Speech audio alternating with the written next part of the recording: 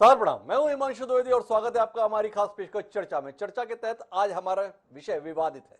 विवादित इसलिए है कि गत 2 अक्टूबर को एक फिल्म का टीजर या ट्रेलर जो भी कहिए वो रिलीज हुआ।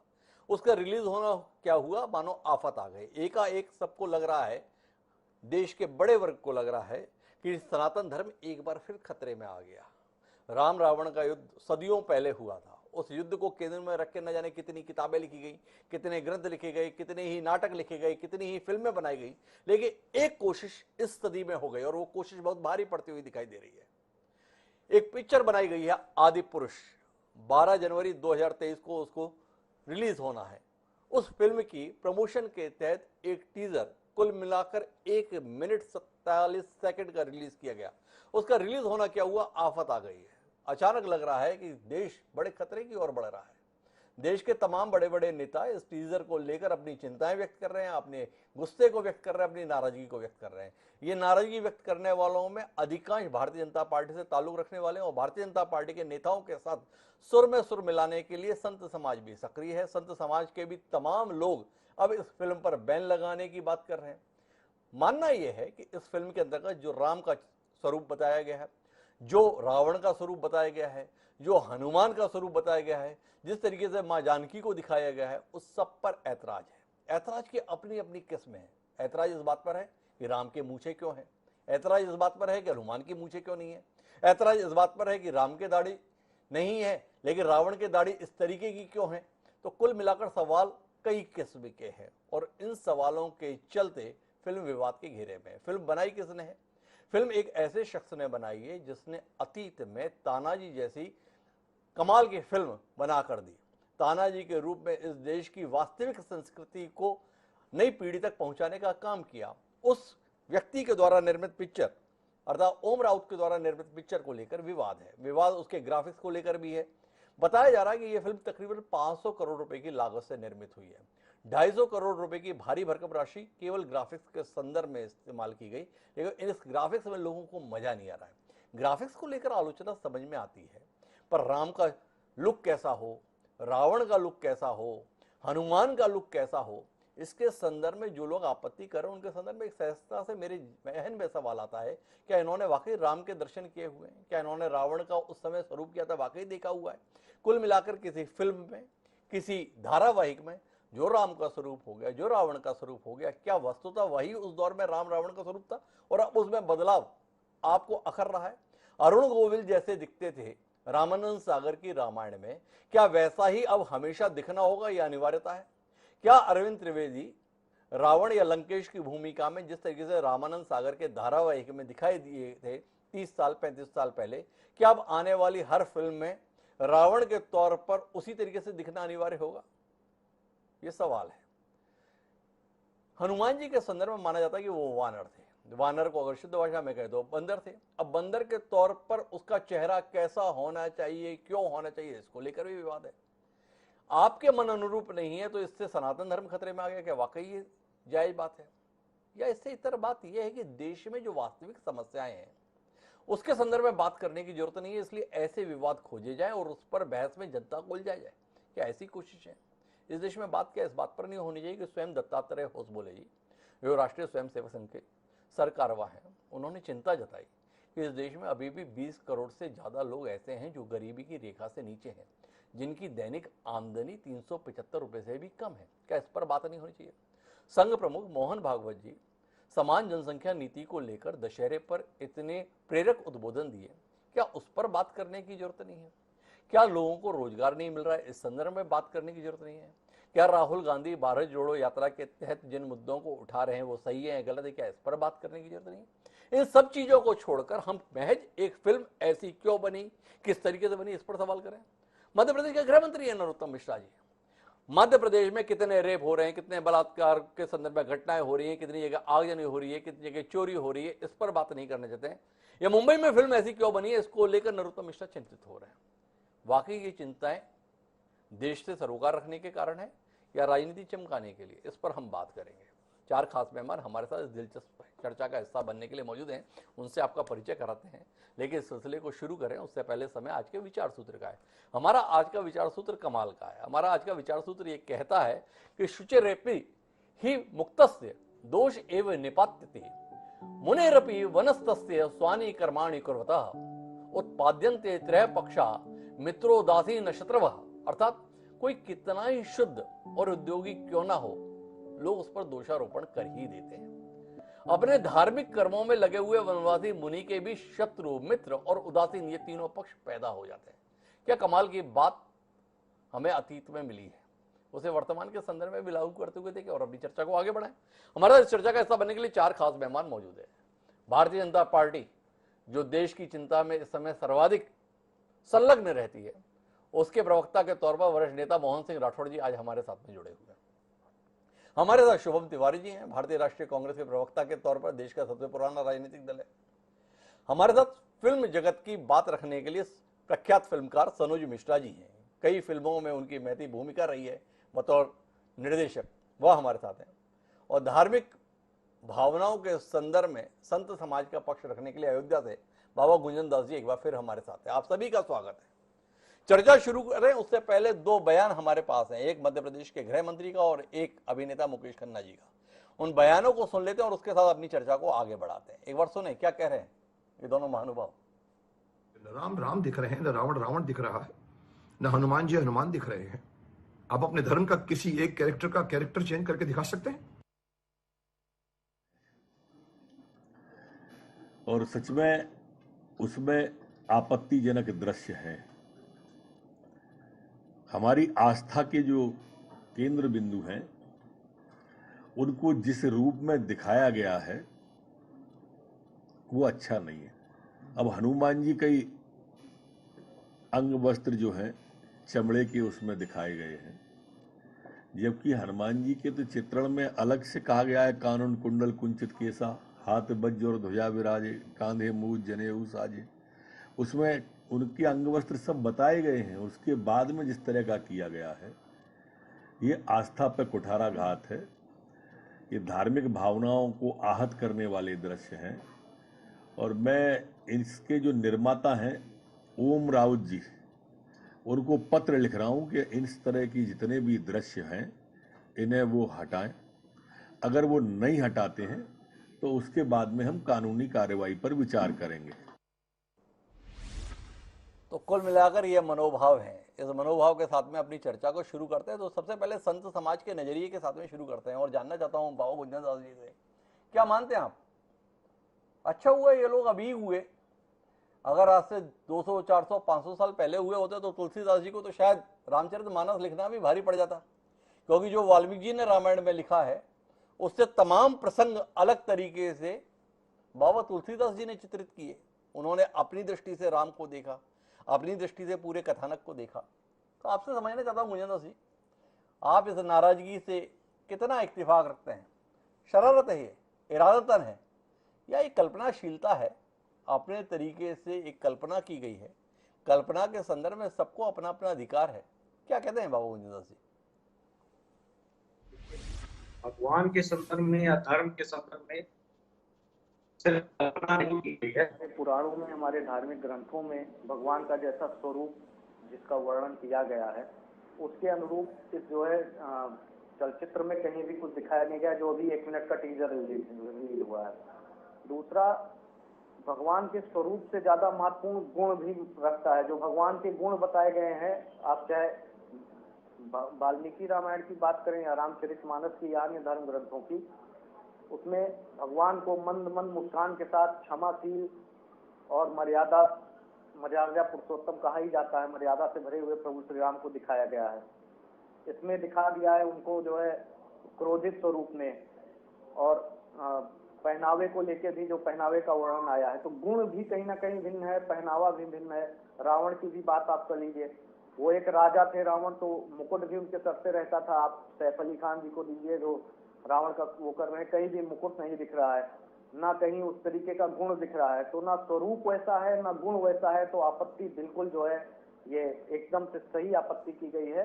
ये कहीं ना कहीं बदलने का प्रयास किया गया है। अब हनुमान जी का भी स्वरूप आप देख लीजिए, कांधे मूंछ जनेऊ साजे, यहाँ चेस्टर पहना दिया गया है, जैसे कोई वो इंडियन के सनी देओल हो, चेस्टर पहन के पिस्टल भी लगा देते जाके युद्ध करने जा रहे हो। इस तरीके से स्वरूप दिखा रहे हैं हनुमान जी का। आप माता सीता का देख लीजिए, माता पिता, मर्यादा, दया, ममता, करुणा की जो है प्रतिमूर्ति कही जाती है। हमारे धार्मिक ग्रंथों में भी, रामानंद सागर जी के भी रामायण में भी ऐसे ही माता पिता का स्वरूप दिखाया गया था कि गेरुआ साड़ी पहने, सर पे पल्लू और ममतामयी, करुणामयी और शीलता से भरी हुई दिखाया गया था। आप इन टीजर में या जो इनके चलचित्र आए हैं जिन्होंने सीता जी का, माता सीता जी का रोल किया है, वो कई जगह हमने देखा है साड़ी रंग बिरंगी सतरंगी साड़ी पहन के, जो अभी तक मैंने देखा है नेट पे जो सामग्री उपलब्ध है, कहीं से भी उनके चेहरे पे शीलता या गंभीरता, संवेदनशीलता, करुणा, ममता, इसका भाव कहीं दिख ही नहीं रहा है। तो इस पे बिल्कुल आपत्ति संत समाज और समस्त सनातन धर्मावलंबियों और हिंदू समाज को बिल्कुल आपत्ति है। ये किसी राष्ट्रीय दल या किसी पार्टी का विषय नहीं है, ये हमारे धर्म का, पूरे समाज का ये विषय है। अच्छा इस बाबा तरीके गुंजन जी, मैं थोड़ा सा जानना चाहता हूँ, आपने राम जी के स्वरूप के संदर्भ में बात की, एक तो फिल्म आई नहीं, केवल टीजर आया। राम के संदर्भ में क्रोध का कोई प्रसंग नहीं है। ये समुद्र से रास्ता ना मिलने के समय पे राम जिस उग्रता का प्रदर्शन करते हैं और संधान करते हैं समुद्र को सुखा देने के संदर्भ में, वो सौम्यता का एक दृश्य था। उसमें उद्विग्नता नहीं थी, उसमें नाराजगी नहीं थी, उसमें शुद्धता नहीं थी, उसमें क्रोध नहीं था, उसमें आक्रोश नहीं था। ऐसा प्रसंग आपके जहन में नहीं आता। और प्रभास, जिन्होंने बाहुबली में इतना महत्वपूर्ण किरदार अभिनीत किया, उनके द्वारा अगर उग्रता का प्रदर्शन हुआ तो ये आपको आपत्तिजनक लग रहा है। यह विश्व हिंदू परिषद ने जो राम जी के मंदिर के संदर्भ में पूरे अभियान के तहत कैलेंडर बांटे थे, उसके कैलेंडर देखे आपने? उसमें राम की जो उग्रता पूरे धनुष को लिए हुए दिखाई देती है, उसके संदर्भ में वाकई आपको आपत्ति है? देखिए, राम जी उग्रता केवल शत्रुओं से युद्ध के समय या युद्ध क्षेत्र में करते थे, और तब भी वो शत्रुओं को हमेशा एक मौका देते थे कि आप शरणागत हो जाइए। तो दयाशील और क्षमाशील हैं प्रभु, अपने शरण में आने वाले व्यक्तियों को क्षमा कर देते हैं और दया दिखाते हैं। लेकिन यहाँ तो एक जर्नल जो टीजर जो दिखाया गया, उसमें एक ऐसा स्वरूप ही अग्रेशन वाला दिखाया गया है। दूसरी चीज, आप बाहुबली की, प्रभास जी की बात कर रहे हैं, बॉलीवुड, इस पे मैं बोलना चाहूंगा, अब एक प्रयोग में चल रहा है जिसमें बॉलीवुड बदला लेना चाह रहा है कहीं ना कहीं दक्षिण भारतीय सिनेमा से। दक्षिण भारतीय सिनेमा बहुत अच्छी दिशा में चल रहा था। अभी इन्होंने एक मूवी बनाई बॉलीवुड वालों ने, लाइगर, उसमें एक अभिनेता है दक्षिण भारत के अच्छे अभिनेता थे, उनको लाके पूरा अजीबोगरीब मूवी बना दी, ना स्टोरी ना कुछ। अभी एक ब्रह्मास्त्र मूवी करके आई थी, उसमें नागार्जुन जी को, ये नाम भुनाने के लिए बॉलीवुड की मूवियां चल नहीं रही हैं। तो ये साउथ के जो अच्छे अभिनयकर्ता हैं, इन लोगों को वहां से ला के और उनका भी कहीं ना कहीं अब देश में खराब छवि बना के पूरे साउथ सिनेमा को भी ये कहीं ना कहीं खराब कर देंगे। बॉलीवुड तो मुझे लग रहा है एक पैटर्न पे चल रहा है। कुल मिला के बॉलीवुड बर्बाद कर रहा है। इस नजरिए के साथ में बाबा गुंजन दास जी, उनका कहना है कि शत्रुओं के संदर्भ में राम ऐसे थे और राम धनुष लिए हुए संधान कर रहे हैं, उस समय उन्हें मुस्कान के साथ होना चाहिए, ऐसा बाबा गुंजन दास जी का नजरिया हो सकता है। लेकिन मेरे साथ में मोहन सिंह राठौड़ जी हैं, उनसे जानना चाहता हूँ, ये भाजपा को इस देश की कानून व्यवस्था वगैरह के संदर्भ में कोई भरोसा नहीं रहा गया? भाई, इस देश में फिल्में बनाई अपनी मर्जी से जा सकती हैं, पर दिखाई शासन की मर्जी से जाती हैं। एक फिल्म सेंसर बोर्ड है, हिंदी में बोलते हैं केंद्रीय फिल्म प्रमाणन बोर्ड। इस देश में कोई भी फिल्म दिखानी हो, कोई भी विज्ञापन दिखाना हो, कोई भी सीरियल दिखाना हो, तो उसे सेंसर बोर्ड की प्रक्रिया से गुजरना होता है। सेंसर बोर्ड में सरकार के द्वारा नियुक्त अध्यक्ष होता है, 25 अशासकीय सदस्य होते हैं, मुंबई में मुख्यालय है, 9 शहरों में क्षेत्रीय मुख्यालय है। वहां से देखे जाने के बाद उसमें कुछ आपत्तिजनक है तो उसकी काट छाट होने के बाद में प्रमाण पत्र जारी होता है, और जब वो प्रमाण पत्र जारी होता है तब जाके उसे दिखाया जाता है। ये आपने सेंसर बोर्ड से परे अपने सेंसरशिप चालू कर दी है। मतलब स्पष्ट बहुमत की सरकार क्या बनी, सब कुछ आप ही करेंगे तो बाकी संस्थाएं बंद करें, ना कोर्ट रहे, ना अदालतें रहे, ना ये बोर्ड रहे, सब कुछ आप ही कर लें। कैसा रहेगा मोहन सिंह जी? बेहतर हो गया हर पिक्चर नरोत्तम मिश्रा जी को दिखवाई जाए, ज्यादा बेहतर नहीं है? क्या सुझाव है आपका? ऐसा नहीं है। हमारे जो सरकार है वो विभिन्न आयामों पर काम करती है जी। शासन, प्रशासन और किस तरह से काम करना है उस पर तो काम करती है, और वो काम आपको दिख भी रहा होगा मध्य प्रदेश में भी और राष्ट्र में भी जी। लेकिन जब कभी हिंदू धर्म की भावनाओं पर कोई कुठाराघात होता है तो उसके प्रति भी सरकार को सचेत रहने की आवश्यकता है। और उसी का परिचय माननीय हमारे गृह मंत्री हैं, उन्होंने दिया है, और उन्होंने जो वक्तव्य दिया है वो बिल्कुल बहुत साफ साफ है। क्योंकि जिस तरह से ये 1.5 या 2 मिनट का ट्रेलर है, उस ट्रेलर में जो कुछ दिख रहा है वो प्रथम दृष्टया गलत है जी। और अगर वो गलत है तो आज से चेतावनी देकर उसके जो भी बना रहे हैं इस पिक्चर को, राउत जी बना रहे हैं या जो भी पिक्चर को बना रहे हैं या जो डायरेक्ट कर रहे हैं या जिन्होंने वेशभूषा और इस सब पे अपना काम किया है, तो आज समय है, समय रहते अगर हम उसको चेतावनी देते हैं और वो अगर उसमें संशोधन करते हैं तो कोई आपत्ति नहीं है। लेकिन अगर इसी प्रकार उन्होंने जारी रखा तो निश्चित ही हिंदू धर्म की जो भावनाएं हैं और इस पूरे राष्ट्र में भगवान श्री राम को हमारे धर्म के ध्वजवाहक के रूप में देखा जाता है और पूरा जो हिंदू धर्म है वो रामायण और रामचरित्र मानस के ऊपर अपने पूरे परिवार से लेके और हमारी संस्कृति को और हमारे संस्कारों को बनाने का काम करता है। अगर उसके हमारे नायक और उसके हमारे आराध्य अगर उनके प्रति अगर कोई बात कही जाती है तो उस पर अगर सरकार और सरकार के हमारे नुमाइंदे या सरकार के मंत्री या सरकार की जिम्मेदारी लॉ एंड ऑर्डर की जिनके पास है, कल अगर किसी भी प्रकार से कोई विध्वंस होगा, किसी भी प्रकार से अगर कोई अवरोध पैदा होगा तो कहीं ना कहीं सरकार को ये बताइए मोहन सिंह जी क्या गलत है इसमें, थोड़ा समझाइए ना हमें। क्या कर दिया राम जी के साथ में ऐसा इस फिल्म के अंदर का कि आपको लगा सनातन धर्म तो खतरे में आ गया? क्या हो गया ऐसा रावण के साथ में? नायक की चिंता करो, आप तो रावण की भी इतनी चिंता कर रहे हो कि रावण के उस दौर में किसी ने चिंता नहीं की होगी। रावण ऐसा दिखना चाहिए, रावण ऐसा विद्वान था। अगर इतना ही विद्वान था, इतना ही सुदर्शन था, इतना ही मनोहारी था तो राम को खलनायक के तौर पर देखें क्या हम, जो रावण की चिंता में भी आप लोग इतने दुबले हो रहे हैं, इतने परेशान हो रहे हैं? थोड़ा बताइए ना। हिमांशु जी, आप प्रकांड विद्वान भी हैं और आपने बहुत अध्ययन करके भी आप किसी भी विषय को उठाते हैं। मैं बहुत समय से आपके प्रत्येक विषय और आपकी चर्चा को सुनता हूं जी। कोई ऐसा विषय नहीं कि हिंदुस्तान में कहीं अगर कील भी गिरे और अगर एक सुई भी गिरे और आपको पता ना हो, तो आपने पूरी तैयारी की है, मैं समझता हूं। लेकिन फिर भी आप भी इस बात से इत्तेफाक रखते होंगे कि भारतवर्ष में कई वर्षों से हिंदू धर्म की संस्कृति और संस्कारों के ऊपर लगातार कहीं ना कहीं से प्रहार होते रहे और इतने हजारों साल के बाद भी हम अपनी संस्कृति को बचाए रख के और आज उस स्थिति में कि जहां भारत जो है वो विश्व का गुरु बनने जा रहा है जी। और माननीय मोदी जी के नेतृत्व में जिस तरह से पूरे दुनिया में भारत का मान और सम्मान बढ़ा है, उस सभी मान सम्मान को देखते हुए अगर हम हिंदुस्तान में भी हमारे आराध्य देवताओं को, हमारे आराध्यों को अगर हम नहीं उनके अगर बात कर सकते हैं तो फिर कहां करेंगे? अरे आप आराध्य की कहां बात कर रहे हो, आप तो रावण की भी चिंता में दुबले हो रहे हो मोहन सिंह जी। मेरा तो सवाल इस बात को लेकर है, आप कहां केवल राम की चिंता कर रहे हो, आप तो रावण के संदर्भ में भी बहुत फिक्रमंद हो। अरे ये रावण कहां लग रहा है, ये तो खिलजी लग रहा है, ये तो मुगल वंश का लग रहा है, ऐसी भी चिंताएं आपकी आ रही हैं। तो इसलिए मैंने पूछा, भाई राम की चिंता करते थे, राम के उपासक थे, ये भाजपाई रावण की चिंता करने वाले कब से हो गए? ये मेरा सवाल है, इसके संदर्भ में भी तो कोई दृष्टि दीजिए। मैं इसके बारे में तो सिर्फ आपसे इतना ही कहूंगा कि भगवान श्री राम ने लक्ष्मण को जब मृत्यु सैया पे वो थे रावण, उस वक्त ज्ञान अगर लेने के लिए भेजा तो आप सोचिए वो कितने प्रकांड विद्वान रहे होंगे। लेकिन कभी कभी जीवन में जो गलतियां होती हैं, जो गलत होता है, उसकी भी कहीं ना कहीं भरपाई करनी पड़ती है। तो ये हमारा पूरा रामचरितमानस और उसमें जो पूरे चरित्र हैं वो कहीं ना कहीं इस बात को बताते हैं कि हम जीवन के किसी भी अगर काल में, किसी भी खंड में अगर हम कहीं भी पथ भ्रष्ट होते हैं तो उसकी भी कहीं ना कहीं हमें पूर्ति करनी होगी, उसकी भी कहीं ना कहीं। मैं इस तर्क के संदर्भ में बाबा गुंजनदास जी के पास जाना चाहता हूँ, हालांकि मैं जाना चाहता था सनोज मिश्रा जी के पास। सनोज जी, मुझे माफी चाहूंगा 2 मिनट के लिए कि बाबा गुंजनदास जी इस खेल के संदर्भ में बताइए ना, इस प्रसंग का बड़ा उल्लेख किया जाता है, आपको नहीं लगता असल खिलवाड़ तो यही है? अब मोहन सिंह राठौड़ जी इस देश की सभ्यता, इस देश की संस्कृति और राम जी के संदर्भ में इतनी चिंता कर रहे हैं और हमें ये बता रहे हैं कि ज्ञान प्राप्ति के लिए राम जी ने लक्ष्मण को रावण के पास भेजा था, इतना विद्वान था।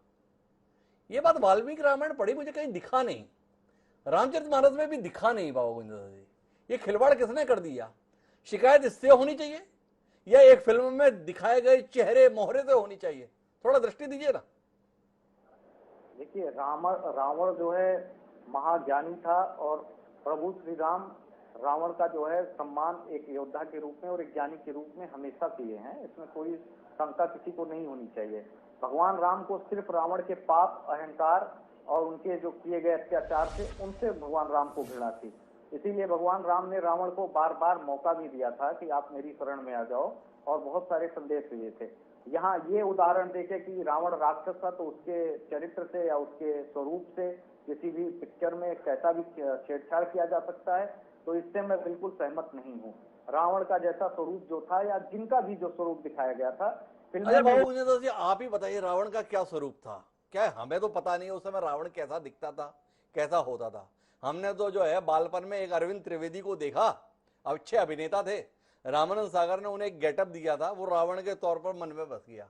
तो आपके मन में भी अरविंद त्रिवेदी ही रावण हो गए, या रावण का कोई स्वरूप आपके जहन में तो थोड़ा बताएं, और उसमें क्या वर्तमान पिक्चर में खराब दिख रहा है ये भी पता चले। कौन से धर्म ग्रंथ में उसके कद काठी के संदर्भ में, चेहरे मोहरे के संदर्भ में, रूप रंग के संदर्भ में वर्णन है, और इसमें क्या दिखाया गया, थोड़ा इसका बताएं। दूसरा मेरा जो सवाल था उस पर आपने उत्तर दिया नहीं। रामचरितमानस और महर्षि वाल्मीकि कृत रामायण, इन दोनों में ही ऐसा कोई प्रसंग मिलता नहीं कि राम जी के द्वारा लक्ष्मण जी को ज्ञान प्राप्ति के लिए भेजा गया। अब इस खिलवाड़ के संदर्भ में या इस उदाहरण के संदर्भ में गलती पर कौन है? जिन्होंने ये घटना घटित हुई थी और अपने ग्रंथों में लिखा वो सही थे, और वाल्मीकि जी और बाबा तुलसीदास ने बड़ी गलती की, देखो इतना महत्वपूर्ण घटनाक्रम को किताब में स्थान नहीं दिया, अपनी पुस्तक में स्थान नहीं दिया। थोड़ा इसमें भी बदल जाए। जब हम ओम राउत के पीछे पड़े हैं तो फिर जाके इन लोगों के संदर्भ में भी थोड़ी समीक्षा हो जाए। देखिए, जो रामानंद सागर जी द्वारा रामायण रचित था, उन्होंने सिर्फ उसमें आप देखिए सिर्फ वाल्मीकि रामायण या रामचरितमानस नहीं, अन्य तमाम दक्षिण की बहुत सारी पुस्तकें हैं, बहुत सारे पुस्तकों का उदाहरण लेके उन्होंने उसमें ऐसे सीन दिखाए थे, वही लगभग भारतीय जनमानस में लगभग बसा हुआ है। दूसरी बात, रावण के स्वरूप के संदर्भ में आपने जो बात की, तो रावण के स्वरूप का वर्णन कहीं ना कहीं है इस तरीके से। दूसरा, आप इससे तो आप ये तो मानते हैं कि रावण एक राजा था और राजा सभी मुकुट धारण करते थे। यहाँ सैफ अली खान को आप देखिए कहीं मुकुट धारण किए हुए हैं, और जिस तरीके से बाल ट्रिम करा के कटे हुए हैं, जो बाल जो केस रहते थे वो ट्रिम करा के लोग आते थे मॉडल की तरह, और फिर टैटू आप दिखाने लगे, आप ऐसे ऐसे प्रयोग करने लगे, तो ये कहाँ से फिर जो है तो बाल कटे हुए क्यों हैं, मुकुट क्यों नहीं है? अगर राजा थे तो 24 घंटे आपको मुकुटधारी रहना पड़ेगा। फिल्म नहीं आई है, हो सकता है फिल्म में मुकुट दिखे बाबू गुंजन जी, थोड़ा जल्दी नहीं है, हम थोड़ा जहन में रखिएगा इस बात को। मैं चर्चा को आगे बढ़ाता हूं और सनोज मिश्रा जी के पास जाता हूं। और सनोज मिश्रा जी, आपसे समझना चाहता हूं, आप सबके लिए एक सबक है। अब अगर आपको धार्मिक ग्रंथों पर आधारित कोई फिल्म बनानी है, कोई सीरियल बनाना है, तो दो ही आपको आधार रखने हैं। ना आपको वाल्मीकि कृत रामायण को देखना है, ना गोस्वामी तुलसीदास कृत रामचरितमानस को देखना है, ना ही महर्षि वेदव्यास द्वारा लिखित महाभारत को संदर्भ में कुछ पढ़ना है। अगर करना है तो आपको एक ही काम करना है सनोज जी, रामानंद सागर जी के द्वारा निर्मित रामायण को देखिए और उसी के अनुसार अपने वर्तमान सृजन को कीजिए। और अगर महाभारत के संदर्भ में कोई उपक्रम करना है तो बी.आर. चोपड़ा के द्वारा निर्मित महाभारत को ध्यान में रखिए। वैसा ही भीम दिखना चाहिए, वैसा ही कृष्ण दिखना चाहिए, वैसा ही अर्जुन दिखना चाहिए। भूल से भी अगर आपने इससे इतर किया तो देश का जनमानस आपको स्वीकार नहीं करेगा, और जनमानस स्वीकार कर भी ले तो भारतीय जनता पार्टी या तमाम हिंदू संगठनों के नेता स्वीकार नहीं करेंगे। क्या बोलते हैं सनोज जी, इस रोल मॉडल को स्वीकार करने के लिए फिल्म जगत तैयार है? हिमांशु जी, मैं आपकी बात मतलब मेरी बात जो है ना किसी पॉलिटिक्स से या किसी विचारधारा से प्रेरित नहीं है जी। लेकिन जहां तक आपने कहा कि अगर मैं रामायण पे कुछ काम करना चाहूंगा तो मुझे रामानंद सागर जी की रामायण देखनी है और महाभारत देखनी है। ऐसा नहीं, मुझे लगता है, जहां तक मेरा मानना है, तो ये जो रेफरेंसेस थे हमारे धार्मिक ग्रंथों से, उनके आधार पर जो लोगों के दिमाग में एक चित्र बना, उसके हिसाब से ये लोगों ने कास्टिंग किया और फिल्म को बना। इस बात को लेकर बॉलीवुड आज दो धड़ों में बटा हुआ है। एक धड़ा है जो 90% है, जो इस तरह के काम करते हैं, धार्मिक भावनाओं को भड़काकर फिल्मों को चलाना, अपनी आइडियोलॉजी थोपना, अपनी चीजों को चलाना, और 10% ऐसे लोग हैं जो रियल पर काम करना चाहते हैं लेकिन उनको कोई सुनने वाला नहीं है आज की तारीख में। तो ये दो धड़े आपस में हैं, जिसमें 90% जो धड़ा है आज की तारीख में बहुत परेशान है, क्योंकि पब्लिक उनको बाइकआउट कर रही है, पब्लिक उन पर थूक रही है, पब्लिक उनके गलत बातों को अब एक्सेप्ट नहीं कर रही जो पहले करती थी। तो जाहिर सी बात है कि अब ऐसे मोमेंट पे लोगों का बुरा लगना बहुत लाजमी हो जाएगा। अगर जहां तक बात रही कि धार्मिक ग्रंथों का रेफरेंस लेकर, तो इतना भी ज्यादा फ्रीडम, मतलब फ्रीडम के लिए है जगह, ठीक है, लेकिन इतना भी ज्यादा फ्रीडम नहीं होना चाहिए कि लोगों को बुरा लगे, लोगों की धार्मिक भावनाओं को ठेस पहुंचे। और मुझे तो लगता है कि ये जो फिल्म, जो मेरे बहुत अच्छे मित्र जानने वाले हैं, मेरे राउत साहब मेरे बहुत करीबी हैं, लेकिन और बहुत राष्ट्रवादी सोच के हैं, उन्होंने ऐतिहासिक फिल्म बनाई है, बहुत अच्छी फिल्म बनाई है, लेकिन उसके बावजूद भी अगर इस तरह की फिल्म आ रही है उनकी, तो ये जानकर मुझे बड़ी तकलीफ हो रही, पता नहीं उन्होंने प्रोपेगेंडा किया फिल्म के लिए, फिल्म को चलाने के लिए या चर्चा में लाने के लिए क्या किया ये तो मुझे नहीं पता चल रहा है। लेकिन इतना जरूर कहूंगा कि धर्म अलग है, सिनेमा अलग है, व्यवसाय अलग है, इसलिए कृपया तो कोई आप भी तो धर्म फिल्म जगत से जुड़े हुए हैं सनोज मिश्रा, ये थोड़ा आप ही रोशनी देना कि क्या क्या गलत किया भाई, लोग अपनी सुविधा से इसे गलत उसे, निर्माता निर्देशक थोड़ा बताइए ना इस फिल्म में क्या क्या गलत हुआ जो आपका अनुसार है बड़ा गलत किया है इन लोगों ने।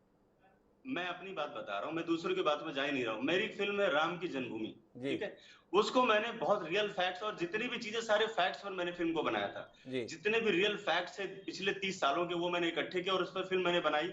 और वो फिल्म बनते बनते कोर्ट में गई, 30-35 पर केस हुए, सुप्रीम कोर्ट ने भी उसको ओके किया कि आप फिल्म को रिलीज करो। उसके बावजूद भी सेंसर बोर्ड के ओके होने के बावजूद भी लोगों ने फिल्म को नहीं चलने दिया क्योंकि उसका नाम कुछ धार्मिक जैसा था। जी। आप सोचिए 3000 स्क्रीन बुक होने के बाद भी सिर्फ 40 थिएटर में मेरी फिल्म रिलीज हुई और ट्रेलर रिलीज होते मेरे घर पे आग लगा दी गई। अब आप बताइए ये कौन सी अभिव्यक्ति है? क्या मेरे पास अभिव्यक्ति की बातें नहीं है क्या? या मैं कुछ नहीं बोल सकता हूँ क्या? फ्रीडम ऑफ स्पीच खाली आप ही लोगों के लिए है? आप ही लोग जो लोग दुबई से जो लोग संचालित हो रहे हो खाली उन्हीं लोगों के पास है क्या फ्रीडम ऑफ स्पीच? हम लोग नहीं कर सकते हैं क्या? जी। काशी टू कश्मीर हमारी फिल्म 7 साल से बन के रखी हुई है लेकिन थिएटर का मुंह नहीं देख पा रही है। क्यों नहीं देख पा रही है? बिकॉज ऑफ एक लॉबी है जो पूरी तरह से हावी है। उस लॉबी के अंडर में हम लोग सब फंसे हुए, जो लोग 10% लोगों में से मैं अपने आप को गिनती करता हूँ, वो 10% लोगों में मैं हूँ और मैं भी इन जो 90% लोगों का इन लोगों का सताया हुआ हूँ मैं, जो आज इन लोगों को लग रहा है फिल्में नहीं चल रही, बैकआउट किया जा रहा है, तो उनकी तो एक बात बताइए, मैं थोड़ा उलझ गया सनोज जी आपकी दलील से, जिसने तानाजी बनाई वो आदि पुरुष बना रहे हैं, तो वो 90% में कैसे हो गए? जिसने तानाजी बनाई वो 10% में क्यों नहीं है? भावनाओं को ठेस पहुंचाने के लिए और अपनी फिल्म को हाईलाइट करने के लिए पिक्चर बना रहे हो, क्या जरूरत है आपको? आप फैक्ट्स पे क्यों नहीं काम करते हो? मैं कह रहा हूँ आप धार्मिक ग्रंथों को पढ़ो, पहले समझो तो कि क्या है। आप किसी को भी ट्रिमर पहना दोगे, किसी को भी बिकनी पहना दोगे क्या फ्रीडम ऑफ स्पीच के नाम पर? मैं इस फिल्म का बैकआउट करने के फेवर में हूँ पूरी तरह से। मैं नहीं तो चाहता। सनोज मिश्रा जी का तो मानना है ये फिल्म गड़बड़ है, बाबा गुंजन दास जी को फिल्म जगत से समर्थन मिला हुआ है। बाबा गुंजन दास जी बधाई हो, आपके साथ में फिल्म जगत के लोग भी खड़े हुए हैं, पर इस देश का सबसे पुराना राजनीतिक दल कहां खड़ा है इसे जानने में हमारी दिलचस्पी है। इस झगड़े में कहीं है या कांग्रेस का मानना है ये झगड़ा इसलिए है कि बाकी मुद्दों पे कोई बात ना करे, इसलिए इन्हीं झगड़ों में लोग उलझे रहे? तो ये जानने के लिए मेरे साथ में शुभम तिवारी जी हैं। क्या कहते हैं शुभम तिवारी जी? देश खतरे में, सनातन धर्म खतरे में, हिंदू संस्कृति खतरे में, एक फिल्म क्या आई सब कुछ खतरे में। देखिए हरीश जी, वर्तमान सरकार में जो सरकार की नीतियां हैं जी, इसमें कोई शक नहीं है, कोई डाउट नहीं है कि इनकी नीतियों में और जो इनकी व्यवस्थाएं हैं ये कहीं ना कहीं पूरे देश में एक आंतरिक व्यवस्थाओं को खराब करने की जो कार्यशैली है वो भारतीय जनता पार्टी अपनाती रहती है जी। आज जिस फिल्म को लेकर हम लोग चर्चा कर रहे हैं, बड़ा ध्यान से देखने और समझने वाली बात है कि भारतीय जनता पार्टी क्या रुख अपना रही है जी। एक दोहरा चरित्र यहाँ देखने को मिल रहा है। प्रथम दृष्टया आप देखिए कि वो सेंसर बोर्ड कहीं ना कहीं भारतीय जनता पार्टी सरकार के अधीन है जी। और उससे वो फिल्म उसका प्रोमो पास हो जाता है और चल रहा है, उसको लेकर कहीं ना कहीं हिंदू समाज की भावनाएं हाथ हो रही हैं और हमारे परम आदरणीय यहाँ स्वामी जी बैठे हुए हैं, वो भी इस चीज को उल्लेख कर रहे हैं, उनकी भावनाओं को चोट पहुंच रही है। मैं ये पूछ रहा हूँ, जो यहाँ आदरणीय प्रवक्ता भारतीय जनता पार्टी के बैठे, मैं उनसे पूछ रहा हूँ, उस बात को समझना नहीं चाहा, क्या ये आपकी चूक नहीं है? ये बड़ा प्रश्न है कि आखिर आप सवाल कर रहे हैं, किससे कर रहे हैं? स्वयं आपकी गलती, आपके शासनकाल में ये हो रहा है। आज जिस निर्माता की हम लोग बात कर रहे हैं, उन्होंने इससे पहले अच्छी फिल्म बनाई थी, लेकिन सन 14 से लेके और आज के तारीख तक क्यों ऐसी व्यवस्थाएं बन रही हैं, क्यों ऐसी फिल्में बन रही हैं जिनसे देश का आंतरिक माहौल खतरे में पड़ जाता है? जैसा कि एक सबके बीच में बात आती है, समाज में बात आती है कि भगवान राम के किरदार के साथ ऐसा हुआ, भगवान हनुमान के किरदार के साथ ऐसा हुआ। तो साहब जब आप भगवान राम को पूरा सम्मान देते हैं, उनका अनुसरण करते हैं, तो फिर इस तरीके की भावनाओं को भड़काने की कौन सी जरूरत पड़ जाती है सरकार को? तो फिर वही एक बात कहनी पड़ेगी कि भारतीय जनता पार्टी स्वयं एक एजेंडा फिक्स करती है कि देख लीजिए, आज आप देख लीजिए कि सेंसर बोर्ड पर भारतीय जनता पार्टी का कोई अंकुश नहीं है। मैंने तो देखा है, उससे संबंधित लोग अक्सर प्रधानमंत्री जी के आगे पीछे रहते हैं। तो क्या उन्होंने एक योजनाबद्ध तरीके से ऐसा संत समाज को और हिंदू समाज को अपमानित करने का कार्य किया? ये बड़ा प्रश्न है। और मेरा प्रश्न थोड़ा इससे ज्यादा बड़ा है शुभम जी, क्या इस देश में अब रचनात्मकता पूरी तरह प्रतिबंधित की जाएगी? इस देश में तो राम के चरित्र पर तमाम किताबें लिखाई गई हैं। एक भगवान सिंह जी हैं, उन्होंने एक किताब लिखी अपने अपने राम, बड़े अद्भुत किस्म की किताब के माध्यम से उन्होंने अलग स्वरूप में चित्रण किया। वाल्मीकि जी के रामायण के अंतर्गत राम का चरित्र कुछ अलग प्रकार का है। गोस्वामी तुलसीदास जी के लिखित में राम का चरित्र कुछ अलग प्रकार का है। इस अलग अलग प्रकार के संदर्भ में अलग अलग टीकाओं के माध्यम से लोगों ने अलग अलग नजरिया प्रस्तुत किया। सैकड़ों किताबें लिखी गई इसके संदर्भ में। कौन तय करेगा ये कि आप क्या लिखें, आप क्या बनाएं, आप क्या देखें? एक फिल्म बनी है, अगर उसमें कुछ आपत्तिजनक होगा तो सेंसर बोर्ड रिलीज नहीं करेगी। सेंसर बोर्ड ने रिलीज की, जनता की मर्जी है, पसंद आएगी तो खूब देखेंगे और नहीं तो फिल्म पहले हफ्ते से ही स्क्रीन से उतर जाएगी। ये इतना छाती पीटने के लिए सड़क पर उतरने की सबको जरूरत क्या है? मेरा सवाल इस बात को लेकर है कि हम वाकई एक अजीब किस्म की तानाशाही की ओर बढ़ रहे हैं क्या, जिसके अंदर हम जैसा सोचते हैं वैसे ही आपको सोचना होगा, हम जैसा लिखते हैं वैसे ही आपको लिखना होगा, हम जैसा दिखाना चाहते हैं वैसे ही आपको दिखाना होगा। इसके संदर्भ में आपकी कोई दृष्टि नहीं है क्या शुभम तिवारी जी? हरीश जी, जहां तक मैं समझता हूं, अब देश में जिस तरीके से व्यवस्थाएं बन रही हैं, जो सोच बन रही है, क्योंकि आप देखिए तुलसीदास जी की रामायण, वाल्मीकि जी की रामायण को से भी इतर हटके अगर कुछ हो रहा है जी, तो उसको लेकर कहीं ना कहीं संत समाज का दृष्टिकोण क्या बनता है, ये पहली बात है। उनके विचारों से जुड़ के अगर सभ्यता और संस्कृति से जुड़ के कोई कदम उठाया जाए तो वो बेहतर होगा समाज और इस देश के भविष्य के लिए भी, आगे आने वाली पीढ़ियों के लिए भी। लेकिन साहब, किससे सवाल किया जाए, किससे पूछा जाए? जिस युग में, जिस काल में महात्मा गांधी के हत्यारे गोडसे की पूजा की जा रही हो, उनको माला पहनाई जा रही हो, तो सवाल किससे उठाएं साहब? सवाल किससे उठाए, इसका संदर्भ में मुद्दा उठाया। मैं बाबा गुंजनदास जी इसी विषय पर आपके साथ में आता हूं। पश्चिम बंगाल में दुर्गा पूजा के मौके पर मां दुर्गा के संदर्भ में एक प्रतिमा बनाई गई हिंदू महासभा के द्वारा, और उसमें जो शेर था उसकी जगह पर महात्मा गांधी को दिखाया गया। देखा होगा आपने, या महिषासुर के रूप में महात्मा गांधी को दिखाया गया।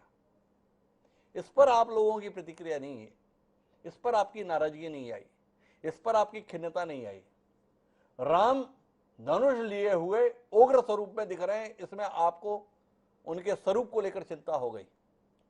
मैं आपसे जानना चाह रहा था बाबा गुंजनदास जी, जो हम इतने संदर्भ में बात कर रहे हैं पूरे घटनाक्रम के संदर्भ में, तो हम बड़े चिंतित हो गए आदि पुरुष के टीजर को लेकर, उसके 1 मिनट 47 सेकंड को लेकर। पर ये पश्चिम बंगाल में अभी नवदुर्गा के दौरान माँ दुर्गा की प्रतिमा लगी, उसमें महिषासुर नामक राक्षस की जगह पर महात्मा गांधी राष्ट्रपिता के तौर पर जिन्हें दर्जा देते हैं उनको चेहरा बना दिया गया। इसको लेकर संत समाज की कोई प्रतिक्रिया नहीं आई। इसमें संत समाज को हिंदू धर्म खतरे में नहीं दिखा, सनातन समाज खतरे में नहीं दिखा। ये विरोधाभास क्यों है, इसके संदर्भ में जानना चाहता हूँ। देखिए, बंगाल का जो संदर्भ आप बता रहे हैं जी, अगर ये मीडिया में मुद्दा उछलता, और जैसे आप आज इस फिल्म पे, आप भी तो डिबेट इस फिल्म पे ही कर रहे हैं, उस मुद्दे पे आपने डिबेट नहीं किया। कहीं ना कहीं आपको भी ऐसे ही मुद्दे चाहिए होते हैं जिसपे जनता का ध्यान जाए। जी, तो ऐसी कोई घटना होती है, देखिए, तो उसको जनता तक पहुंचाना तो कहीं ना कहीं मीडिया की जिम्मेदारी है। जी, अगर आप उस मुद्दे पे भी डिबेट करते तो उस पे भी विरोध जाता। विरोध जाने का क्या मतलब है? घर पे तो कोई उछल कूद करके विरोध करेगा नहीं, जी, मीडिया के ही माध्यम से या धरना प्रदर्शन करके अपना विरोध दर्शाता है। जी, यदि अगर इस मुद्दे को आप इतने चिंतित थे तो जी, आप अगर इस मुद्दे को उठाते तो उस पे भी आपत्ति दर्ज की जाती, जी, इसका जो भी प्लेटफॉर्म है। ये आज प्रकरण मेरी जानकारी में आया है, जब आपने कहा इसके पूर्व मेरे प्रकरण, ये जानकारी मेरे जानकारी में ये प्रकरण नहीं आया था।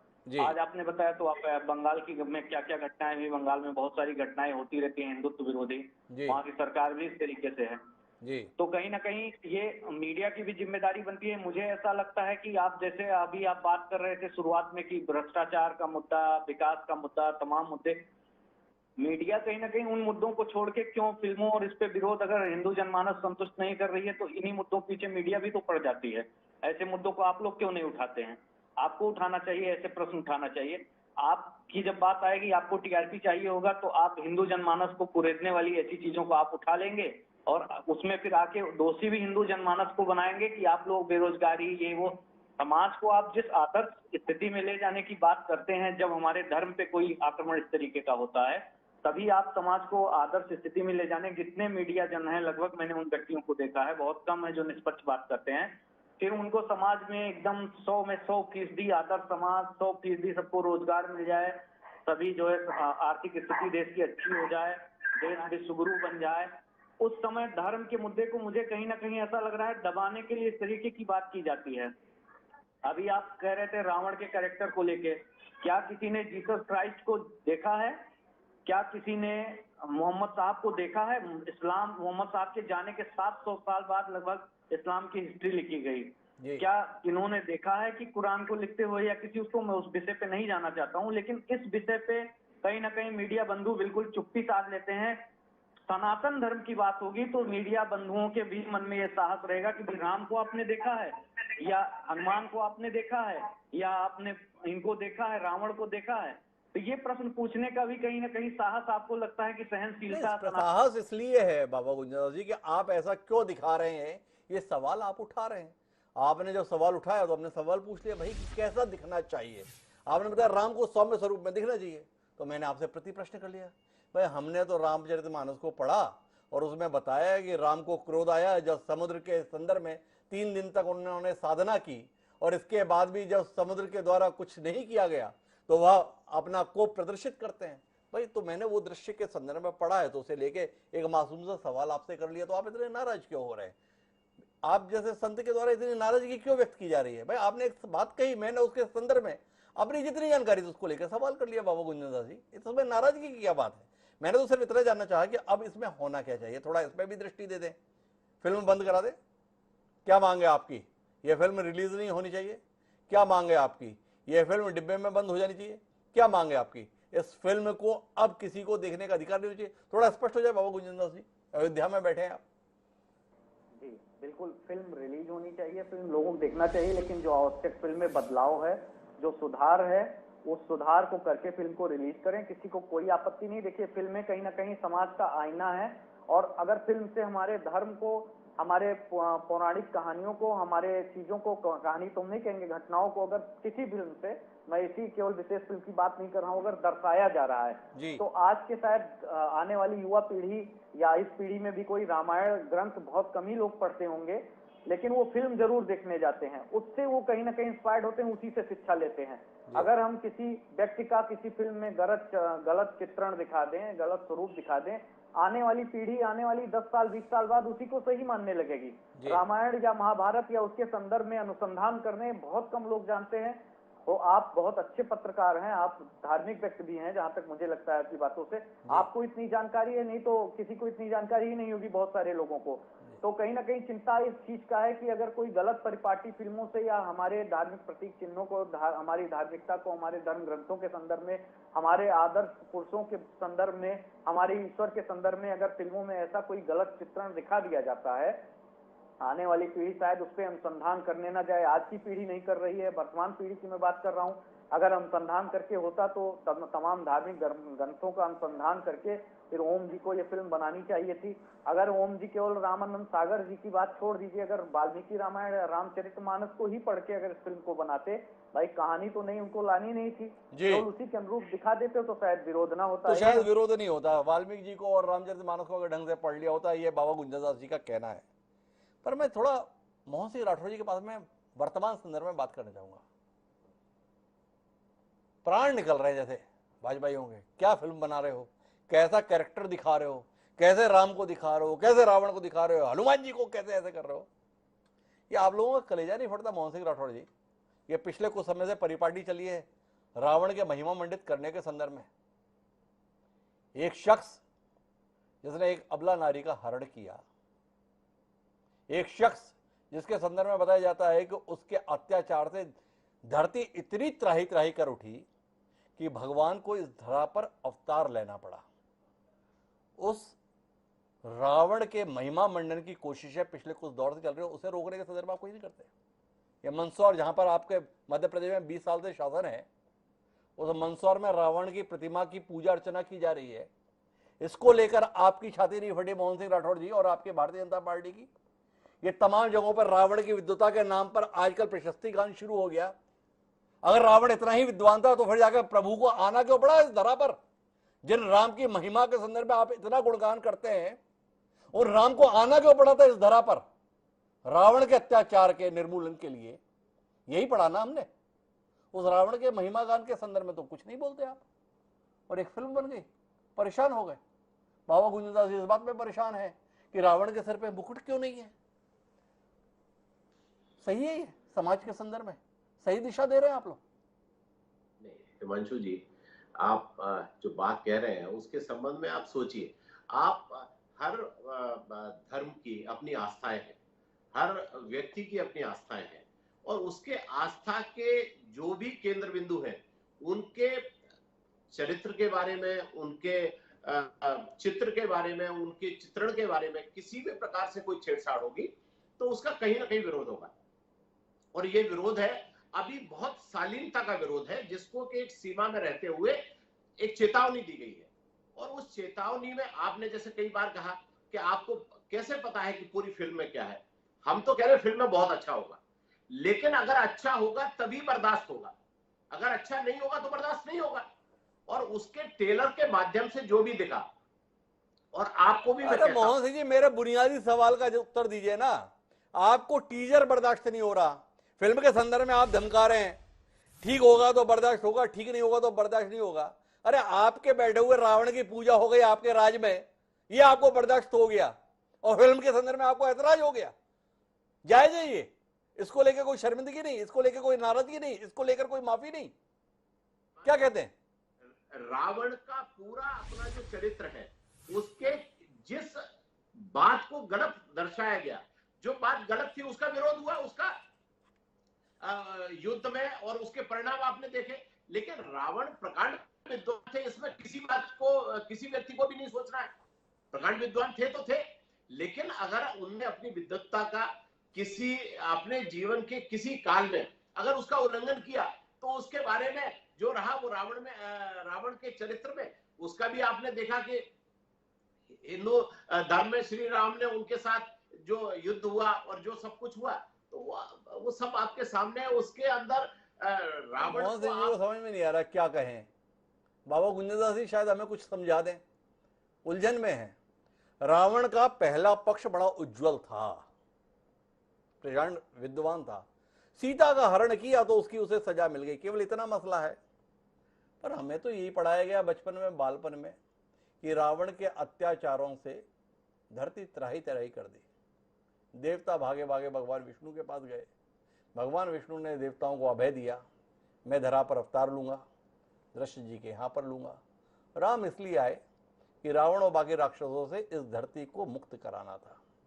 गीता में तो कहा ही गया, यदा यदा ही धर्मस्य ग्लानिर्भवति भारत अभ्युत्थानम धर्मस्य तदात्मानं सृजाम्यहम्। कहां सही है, कौन सही है बाबा गुंजनदास जी? रावण की पूजा का दौर शुरू हो गया, यही कलयुग है, इसको लेकर ऐतराज नहीं है। फिल्म बन गई, फिल्म ऐसी क्यों बन गई, इस पे ऐतराज है। कौन सही है बाबा गुंजनदास जी? थोड़ा मार्ग दिखाइए ना। जब उलझन होती है तो संत के पास ही समाज जाता है, संत के तौर पर आप हैं, तो आप ही के दरवाजे पर हम खड़े हैं, थोड़ा ज्ञान दीजिए। जी बिल्कुल, यही अभी जो इसके पूर्व आपसे जो मेरी बात हुई उस पर मैंने यही चीज कहा था कि आने वाली पीढ़ी जो है वो मीडिया पे ज्यादा निर्भर हो रही है, अनुसंधान करना, अपने धर्म ग्रंथों को पढ़ना नहीं चाह रही है, या कहीं ना कहीं व्यवसायिक शिक्षा का व्यवसायीकरण होने से और अपने धर्म से हम लोग कहीं ना कहीं दूर हुए हैं। अब रावण के बारे में सोशल मीडिया पे तमाम चीजों में जो ब्राह्मण जात के बहुत सारे लोग हैं, हालांकि मैं खुद भी ब्राह्मण जात से हूँ, वो पंडित लिखे और टसन दिखा के बहुत तरीके से महाज्ञानी महारावण, जब अनुसंधान है ही नहीं, ज्ञान है ही नहीं कि रावण कितना घोर पापी था, कितना घोर अन्यायी था। सबसे पहले पैदा होते ही उसने अपने भाई का राजपाट छीना, उसका विमान छीन लिया, अपने पिता को प्रताड़ित करने लगा। धीरे धीरे ऋषि मुनियों पे उसने केवल माता सीता का माता सीता का अपहरण करना तो चरम था, वो तो शुरू से ही पापी था, अत्याचारी था, तमाम लोगों पे उसने विजय पाई, तमाम लोगों को युद्ध किया, प्रताड़ित किया। लेकिन अनुसंधान है नहीं, धर्म ग्रंथ कोई पढ़ना नहीं चाहता है, और फिर मीडिया वाले गलत दिखा दे तो आप जैसे लोग आपत्ति करते हैं कि भाई विकास से बात नहीं होती है, और आने वाली 10 साल पीढ़ी के बाद लोग रावण की पूजा आज से ही जैसे शुरू कर दिए हैं, तो इस पे वो लोग मीडिया से कहीं ना कहीं अज्ञान से उनका परिचय है ही नहीं, यथार्थ से उनको जानकारी नहीं है। तो सोशल मीडिया पे किसी ने चला दिया महाज्ञानी महारावण, उनकी होर्डिंग, अब तो मैंने होर्डिंग अभी कल परसों में भी देखी है, किसी ने लगाया हुआ था। अब उसको ये भेड़ चाल में चलना, जब लोगों को ज्ञान नहीं है तो लोग भेड़ चाल चलना, और ये हमारे यहाँ की परंपरा रही है कि एक ने नेतृत्व कर लिया तो उसके पीछे हजारों लाखों लोग बिना जाने, बिना अन्वेषण किए, बिना अनुसंधान किए पीछे चल देते हैं। इसी पे मेरी आपत्ति है, इसीलिए इस फिल्म पे भी मेरी आपत्ति है कि ऐसी चीजों को समाज में नहीं दिखाना चाहिए कि 10 साल बाद लोग वो फिल्म देख के ग्रंथ पढ़ने तो कोई नहीं जाएगा, वो शायद बहुत कम लोग पढ़े, लेकिन फिल्म देख के आदमी वैसी छवि बना लेगा, फिर कहेगा भैया रावण तो इसमें हीरो का काम एकदम किए हैं, एक ही गलती उन्होंने की जैसे आज आप बात कर रहे हैं। यही आपत्ति है, ज्ञान नहीं है तो। अरे मैं कहा महाराज जी ये बात कर रहा हूं, मैं तो सवाल कर रहा हूं, आप तो मुझे ही कटघरे में खड़ा कर दिया। मैं तो यही बात कह रहा हूं कि रावण इतने पाप की और हमें बताया जा रहा है एक गलती कर दी। मोहन सिंह राठौड़ जी भी हमें यही बता रहे हैं, अब उसने एक गलती कर दी, पहले तो वो इतना विद्वान था, इतना सब कुछ था, इसी पे तो मैंने आपत्ति की, इसलिए आपके दरवाजे पे आया, तो आपने मेरी आपत्ति को सुने बगैर मुझे ही कटघरे में खड़ा कर दिया। आप मेरे सवालों को लेकर इतने नाराज क्यों हो गए? नहीं, मैंने देखिए आपके सभी सवालों का मैंने जवाब दिया, यही इसीलिए इस फिल्म का विरोध हो रहा है। अनुसंधान करना, देखिए बेसिक बात कर ली जाए, कोई भी पीढ़ी वर्तमान में, मैं अभी 10 साल पहले के भी जाता हूँ, रामायण अब हमारे घरों में एक लाल कपड़े में लपेट के रखा रहता है, जो दीपावली या किसी खास पर्व पे खोला जाता है, वो भी बड़े बुजुर्ग पढ़ते हैं। ये जो पीढ़ी चल रही है, ये शायद रामायण, वाल्मीकि जी का तो संस्कृत का उच्चारण करना पढ़ना तो भूल ही जाइए, रामचरितमानस भी पढ़ने का समय इन लोगों को नहीं है, क्योंकि इतना अभिभावकों का दबाव है, सफलता, नौकरी, अन्य चीजों को लेके उनके पास समय भी नहीं है, और उनको इसका ज्ञान भी व्यवसायिक शिक्षा में नहीं मिलता है। अब उनको जब ज्ञान ही नहीं है तो जिसने जो कह दिया, जो सुन लिया, उसी हिसाब से चलने लगे। किसी फिल्म में अगर रावण का कैरेक्टर अच्छा दिखा दिया जाए तो रावण को भी भगवान मान लेंगे, यही डर है, यही मेरी आपत्ति है। यही डर है। गुंजन बाबा जी कह रहे हैं कि इसके संदर्भ में उनकी चिंताएं हैं, पर यहाँ पर चिंताएं रावण के कैरेक्टर के संदर्भ में थोड़ी हो रही है, वेशभूषा के संदर्भ में हो रही है। मैं वापस सनोज मिश्रा जी के पास जाना चाहता हूं और थोड़ा अलग पहलू पे बात कर देता हूं। सनोज मिश्रा जी, आपको नहीं लग रहा है कि पिछले कुछ समय से देश में एक ट्रेंड चल निकला है, कुछ लोग विशेष के खिलाफ बायकॉट का अभियान चलाने के लिए? अगर आप खान हैं तो एक वर्ग सक्रिय हो जाएगा कि आपकी फिल्मों का बहिष्कार करना ही है, ढूंढ ढूंढ कर निकाला जाएगा, इसलिए आपकी फिल्मों का बहिष्कार करो। अगर आपने पहले कोई बयान दिया हुआ है जो वर्तमान निजाम के खिलाफत में है तो एक वर्ग शुरू हो जाएगा जो आपके संदर्भ में बहिष्कार कर देगा, चाहे फिर जाके वो तीनों खान के संदर्भ में हो, चाहे ब्रह्मास्त्र के दौरान रणबीर कपूर के संदर्भ में हो, या ताजा तरीन मामला आदि पुरुष के संदर्भ में हो। क्या कहते हैं आप? ये फिल्मों को हिट कराने का फार्मूला है कि विवाद पैदा कराओ, विवाद के कारण चर्चा में आओ, चर्चा के कारण लोगों का आकर्षण पैदा कराओ, और हम सब उसके औजार बन के कूदे पड़े हैं, सोच रहे हैं कि हम कितना महान काम कर रहे हैं, हम सोच रहे हैं कि हम अपने अनुसार एजेंडा सेट कर रहे हैं, जबकि असल बात यह है कि हम किसी के एजेंडे के अनुसार सेट हो चुके हैं। क्या कहते हैं सरोज जी? बिल्कुल बिल्कुल हिमांशु जी, देखिए इसमें बहुत सारी जो बातें आपने कही हैं उनसे मैं सहमत भी हूँ, क्योंकि कहीं ना कहीं कुछ ऐसी चीजें भी हम बड़े पूर्वाग्रह से ग्रसित हैं। मतलब जैसे किसी ने कुछ बहुत पहले स्टेटमेंट दिया हुआ हो तो फिर उसकी फिल्म आ गई तो हम उसको बायकॉट करें, ये तो एक अतिवाद है जी। अतिवाद मतलब किसी की पर्सनल लाइफ के साथ खेलना, या उसके अपने जो अपना उसका विजन है उसके साथ हम वो नहीं कर सकते, वो एक अलग मैटर है। लेकिन जहां पर ऐसी फिल्मों की बात आती है, मैं देख रहा हूं कि हर तीसरे चौथे महीने जरूर कोई ना कोई ऐसी फिल्म आती है जो बहुसंख्यक वर्ग है हमारा हिंदू समाज, उसको प्रभावित करती है, उनके लोगों के बीच में जाती है, वो लोग विरोध करते हैं और सबको पूरे देश को काम में लगा देते हैं। 3-4 दिन 5 दिन तक लगातार लोग उसमें बिजी रहते हैं, कभी चाहे वो गेटअप को लेकर हो, चाहे किसी को बीड़ी सिगरेट पीते हुए किसी देवता को दिखाना हो। मतलब ये आखिर है क्या जी? ये इन्हीं चीजों में उलझकर चीजें हाईलाइट करते हैं लोग, बिजनेस करते हैं लोग, और फिर बाद में चीजों को बायकॉट का शिकार होना पड़ता है। लोग बोलेंगे इनका बायकॉट करो, क्योंकि उनकी पिछली चीजें, मतलब ये तरह से देखा जाए तो एक्शन का रिएक्शन है। अगर आपने कोई एक्शन किया तो उसका रिएक्शन आता है कि फिर उसमें जौ के साथ घून भी पिसने लगता है। पुराने वीडियोज उठाए जाते हैं, फिर किसने गांव का मांस खाया, किसने नहीं खाया था, किसने क्या स्टेटमेंट दिया था, वो सारी चीजें आने लगती हैं। और खान गैंग की जहां तक बात की, खान कोई गैंग, ऐसा कोई गैंग नहीं है बॉलीवुड में, बस ये कि कुछ लोग इसको ऑपरेट कर रहे हैं, पीछे से अपने तरीके से चला रहे हैं। वामपंथ को थोप रहे हैं, सेकुलरिज्म को थोप रहे हैं, जो आज की तारीख में कोई मायने नहीं रखता है। क्योंकि आज आप सच बोलेंगे, सच बोलना बहुत जरूरी है, और सच की आवाज को दबाया जा रहा है, अपनी विचारधारा थोपी जा रही है। वो चाहे रामायण को गलत तरीके से पेश करना हो, या चाहे हमारी माता सीता को गलत तरीके से पेश करना हो, दुर्गा माँ को, काली माँ को गलत तरीके से पेश करना हो। कहने का मतलब ये है कि हमारे बहुसंख्यक समाज को इस तरह से टारगेट किया जाता कुल है। मिला के उलझन तो है। सनोज जी इस बात को कह रहे हैं, कुछ लोग शरारत भी कर रहे हैं और कुछ लोग जानबूझकर इस प्रकार की चीज़ों को हवा भी दे रहे हैं। मैं आखिरी टिप्पणी के लिए शुभम तिवारी जी के पास आना चाहता हूँ और उनसे ये जानना चाहता हूँ, देश का सबसे पुराना राजनीतिक दल ऐसे नाजुक मसलों में केवल दर्शक के तौर पर क्यों रहना चाहता है? आज हमने चाहा कि इस विषय पर क्या कांग्रेस का कोई स्टैंड है, हमें बताया गया कांग्रेस का कोई स्टैंड नहीं, कांग्रेस ने यही स्टैंड लिया, हमारा कोई स्टैंड नहीं है। तो सनोज जी आपसे जानना ही चाहता हूँ कि देश में जब भी कोई ऐसे जटिल मसले आते हैं, कांग्रेस दूर खड़ा होना क्यों मुफीद मान रही है?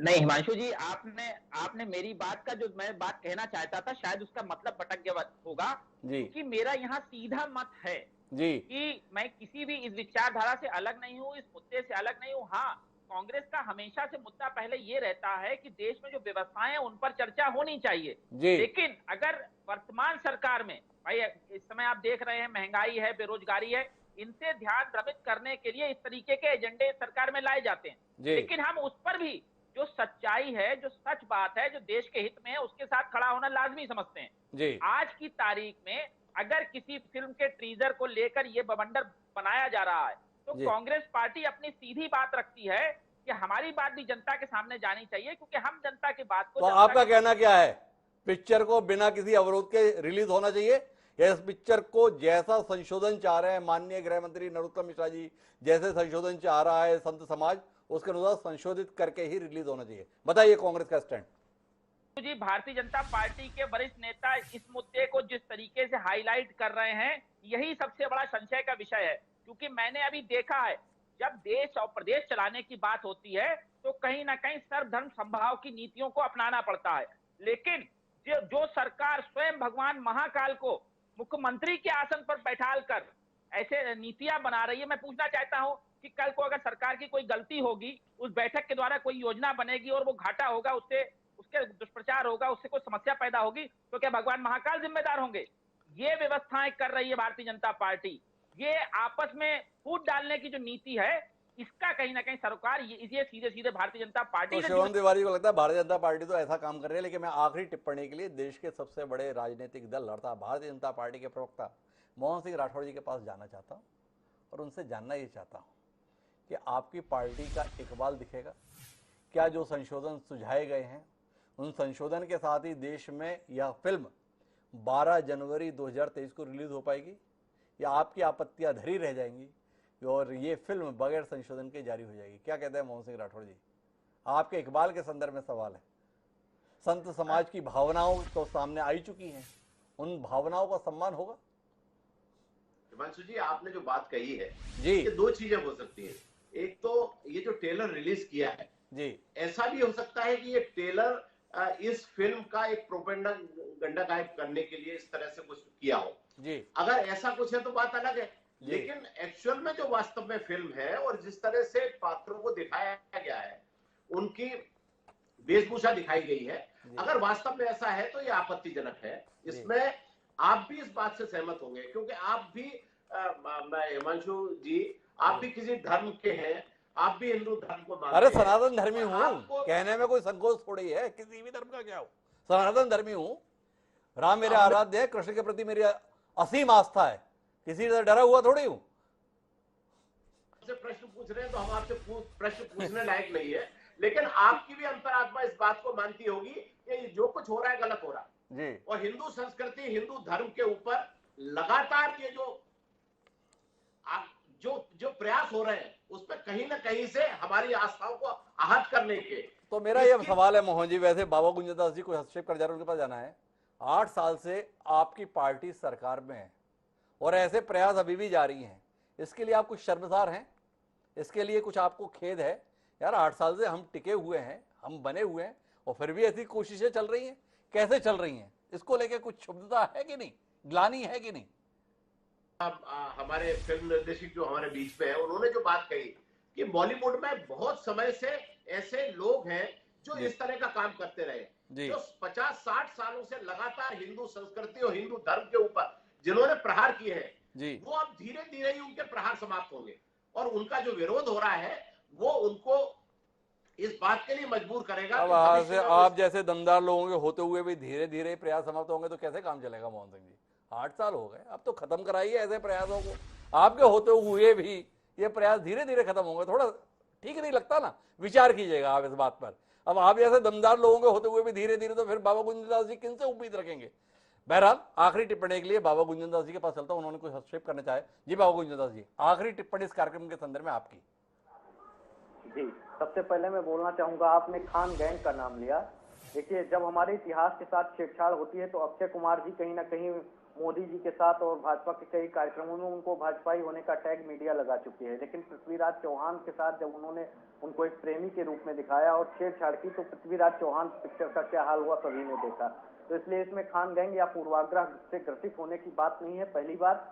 दूसरा, खान गैंग कहीं ना कहीं इन चीजों में इन्वॉल्व है तो उसका विरोध होता है, खास करके आमिर खान जी।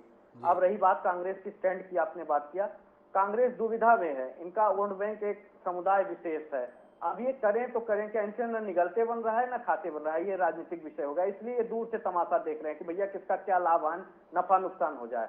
अब बात आती है भारतीय जनता पार्टी की, ये बॉलीवुड नहीं है, डाउडवुड है, और बॉलीवुड ने केवल हत्या, बलात्कार, क्राइम के नए तरीके और बहुत सारी घृणित चीजें ही समाज में दी हैं। भारतीय जनता पार्टी की सरकार है 8 सालों से, आपने बहुत सही प्रश्न किया। इनको डाउडवुड में, जो बॉलीवुड में नहीं कहूंगा, ऐसे लोगों को चिन्हित करके उनके साथ माननीय गृह मंत्री को या किसी अधिकारी को नियुक्त करके बातचीत करके बार बार जो धर्म पे प्रहार करने वाली ऐसी पिक्चरें बन रही हैं, ऐसे लोगों को चिन्हित करके उनके बात करके कठोरतम कार्रवाई करके और उनको ऐसे समझा के इसको सही कर देना चाहिए, जिससे इस तरीके के आज हम इस विषय पे डिबेट कर रहे हैं, ऐसे डिबेट करने इस विषय पे न बैठे, तो अच्छी पिक्चरें जो समाज में सही दिशा को लेके जाएं समाज में, और हमारे धर्म। तो बाबा गुंजनदास जी ने सीधे हमारे सुर में सुर मिलाया, उन्होंने कहा कि मोहन सिंह राठौड़ जी बहकाइए मत, ये धीरे धीरे होगा, ये नहीं चलेगा, दमदारी के साथ काम कीजिए, बॉलीवुड को डाउडवुड बनने से रोकिए, ये बाबा गुंजनदास जी का कहना है। पर महत्वपूर्ण बात यह है कि इस देश में बात करने के लिए और तमाम विषय हैं और ज़रूरतें हैं। देश दुनिया में बहुत कुछ ऐसा घट रहा है जिसके संदर्भ में इस देश की आम जनता को विचारना चाहिए और उसके बीच में बात होनी चाहिए। बेहतर होगा कि ऐसे मसलों का समाधान तुरंत हो ताकि इन विषयों के माध्यम से लोगों का समय खराब ना हो। बाबा गुंजनदास जी ने ठीक कहा कि हम भी ये डिबेट क्यों कर रहे हैं, पर हमने इस डिबेट का विषय जो रखा था उस विषय में यही था, हम फिल्म पर बात नहीं करना चाहते थे, इस पर बात करना चाहते थे कि आखिर ऐसे विषय पर बात करनी क्यों पड़े। तो बाबा गुंजनदास जी ने सुझाव दिया है, इस प्रकार की चीज़ों का निर्माण ही बंद कराइए ताकि ऐसे विषयों पर बात करने की नौबत ना आए। क्या मोहन सिंह राठौड़ जी संत समाज के इन मनोभावों को अपने शीर्षस्थ नेताओं तक पहुंचाएंगे, और पहुंचाने के बाद क्या उस पर कुछ कदम उठवा पाएंगे, इसे जानने में हमारा इंतजार रहेगा। सक्षम व्यक्ति हैं, कुछ ना कुछ तो करेंगे, इस उम्मीद के साथ आप सभी मेहमानों का बहुत बहुत धन्यवाद हमारे साथ इस चर्चा का हिस्सा बनने के लिए। समय अब आज के शेर का।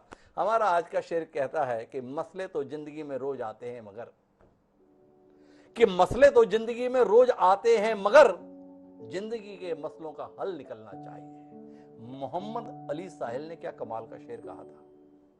कुल मिलाकर ऐसे विषय आजकल हर महीने 2 महीने में हमारे सामने आ रहे हैं।